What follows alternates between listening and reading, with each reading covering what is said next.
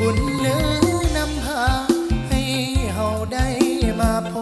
บกันผู้สาวหัวพันน้องนั้นสังงามบาดใจ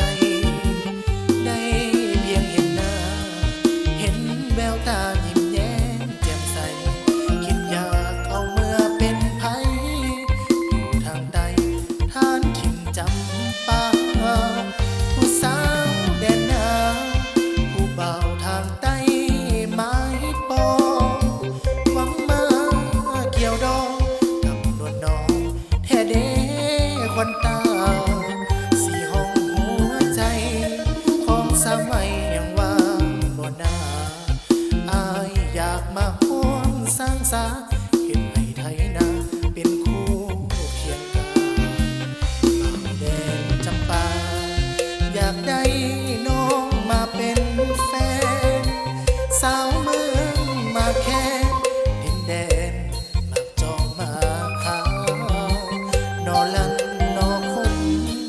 ต้มจำเจียวปลาบัมเสียบลาแก้วรักเมือง